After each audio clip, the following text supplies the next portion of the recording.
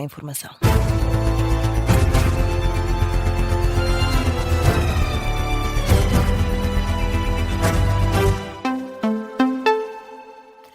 Jornal das 11 com a Laura Figueiredo. E Laura, depois de ter feito cair a reforma laboral do Governo, André Ventura diz que tentou até à última hora um consenso com o Governo. Numa conferência de imprensa da sede do partido, o presidente do Chega afirmou que o Executivo optou por seguir sozinho, unilateralmente e de forma arrogante. O Governo optou por seguir em frente e dizer que nenhuma mexida na idade da reforma podia ser feita porque desequilibraria todo o sistema de pensões. Procurei, até à última hora, que fosse possível chegar a um consenso. O que não posso, porque a consciência não permite e porque os eleitores também não o permitiriam nem aceitariam, é trair a visão fundamental que temos de que uma reforma, ou dita reforma laboral, possa transformar-se num instrumento de perseguição sobre quem trabalha e destruição da economia portuguesa. O que aconteceu hoje no Parlamento não se trata de nenhum cálculo político, trata-se de defender, precisamente, aquilo que de mais precioso temos em Portugal. André Ventura deixa ainda claro que o Chega não partilha a visão do PSD e da Iniciativa Liberal sobre a precariedade das condições de trabalho. Nós não vemos o trabalho como uma relação de exploração e de domínio de uns sobre outros. O PSD sabia isso e o seu Primeiro-Ministro também sabia isso.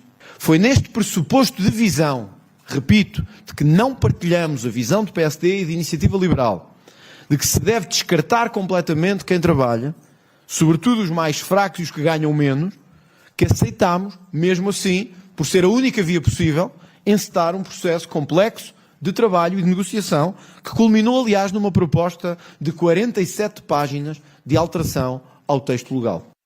Declarações de André Ventura numa conferência de imprensa na sede do partido em Lisboa. E a Ministra do Trabalho considera que o chumbo da reforma laboral no Parlamento é uma oportunidade perdida para o país. A reação de Maria do Rosário Palma Ramalho no Parlamento, antes de uma audição parlamentar sobre a prestação social única, a Ministra faz ainda assim admissão, explica que é o país que fica a perder com este chumbo. Eu julgo que é sobretudo uma derrota para o país, porque de facto perdeu-se uma oportunidade histórica de permitir que Portugal avançasse numa matéria em que está muito mal na cauda da Europa, em termos de salários, em termos de produtividade, e esta reforma contribuía de uma forma equilibrada, ou seja, sem desvanecer de modo algum os direitos dos trabalhadores, no sentido de pôr Portugal mais próximo da Europa. E ao não conseguirmos isso, naturalmente que é uma oportunidade perdida para o país. E à semelhança do que tinha já feito o Primeiro-Ministro, também Maria do Rosário Palma Ramalho responsabiliza o Chega por este desfecho. O Governo de Portugal tem um elevadíssimo sentido institucional e, portanto, em caso algum, poderia trocar qualquer reforma que fosse pelo hipotecar das pensões dos portugueses, porque isso significaria quebrar o contrato de confiança que os portugueses têm com o Estado relativamente às suas pensões futuras. E como foi essa a razão pela qual não se fez acordo com o partido do Chega, evidentemente que o Governo está tranquilo e claro que os portugueses vão também tirar as suas ilações da razão pela qual não se fez este acordo. Declarações aos jornalistas da Ministra do Trabalho na Assembleia da República. E o Observatório de Segurança, Criminalidade Organizada e Terrorismo defende que Luís Montenegro devia ter sido informado na tentativa de ataque do grupo armillar lusitano antes de ser feita a divulgação na comunicação social. Foi uma queixa feita esta tarde pelo Primeiro-Ministro, que lamentou não ter sido informado pelas autoridades, mas sim através da comunicação social. A Rádio Observador, o presidente do OSCOT, Coronel Francisco Rodrigues, sai em defesa da posição de Luís Montenegro. Sem pôr em dúvida exatamente a questão levantada, a dúvida ou a negação de ter conhecimento desta situação, a não ser pela comunicação social, acho que lhe devia ter sido comunicado anteriormente a situação, tanto mais que faria com que ele próprio também estivesse, de certa forma, atento a qualquer situação que poderia estar relacionada com a questão em si. Ainda assim, Francisco Rodrigues defende que esta é uma prova de que as autoridades são capazes de conter este tipo de ataques. Foi apurado que a morada do Primeiro-Ministro foi conseguida por um chefe da PSP em documentos da Polícia Municipal. O Presidente do Oscote diz que é uma situação grave. Entretanto, a Procuradoria-Geral da República veio esclarecer que a lista de alvos do grupo neonazi foi conhecida já numa altura tardia, quando já não existia perigo, uma vez que os principais suspeitos estavam em prisão preventiva.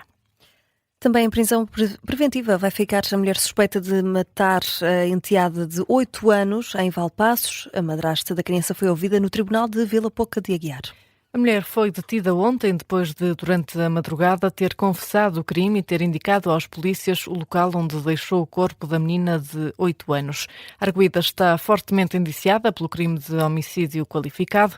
A advogada de defesa, Mónica Teixeira, explica que já esperava esta medida de coação, mas adianta que vai ainda pedir uma perícia psiquiátrica. Vamos tentar uma perícia psiquiátrica, ela colaborou, ela tentou, desde que caiu nela, ainda com os inspectores da PJ, colaborar, ajudar ao máximo na investigação e na recolha de toda a verdade material para o processo.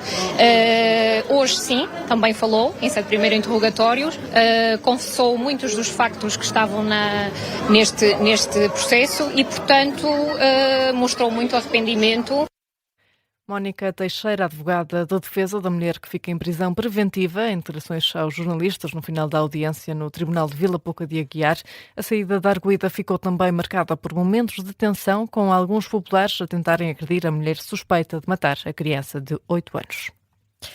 No Reino Unido, pelo menos uma pessoa morreu e quase 90 ficaram feridas na sequência de uma colisão entre 2 comboios.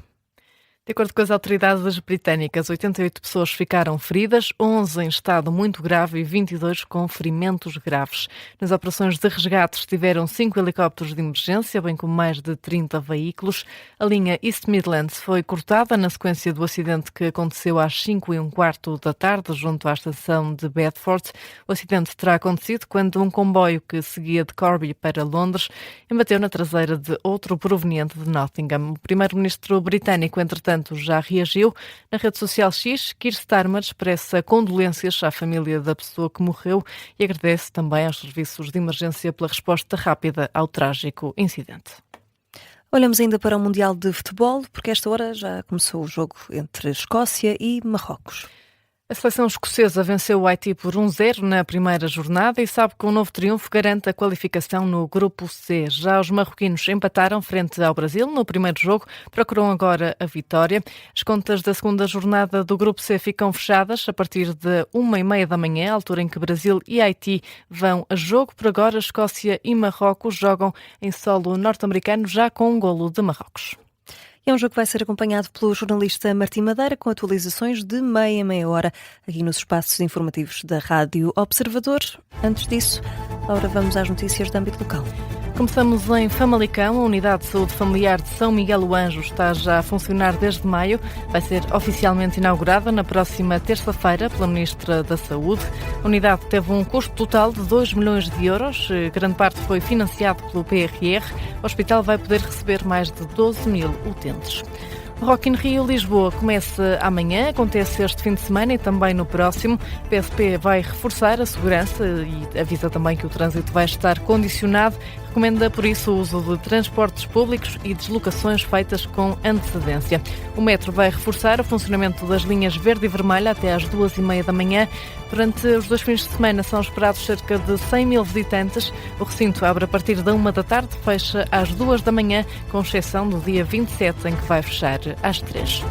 Espinho volta a receber o encontro mais antigo de estátuas vivas nos dias 27 e 28 de junho. A programação deste ano inclui também uma segunda edição do Encontro Nacional de Body Painting. O encontro vai acontecer na Praça Dr. José Oliveira Salvador e no Parque João de Deus. Na Marinha Grande, dia 28 de junho, vai ser feita a rota dos passadiços de São Pedro de Moel. O percurso tem cerca de 8 km, começa às 9 da manhã, com concentração junto ao Arquivo Municipal e transporte assegurado pela Câmara. Em Santarém, os Santos Populares celebram-se entre os dias 25 e 28 de junho. As festas vão acontecer na Rua Arco de Mansos, no Largo Infante da Câmara, no Largo Ramiro Nobre e também no Largo de Marvila. O programa completo dos Santos Populares de Santarém vai ser divulgado em breve. Na Cova da Piedade, as marchas populares estão também de volta na próxima terça-feira, dia 23. As 10 marchas que vão a concurso vão atuar na Avenida António José Gomes a partir das 8h30 da noite. A final do concurso das marchas de Almada acontece a 3 de julho no Complexo Desportivo em Feijó.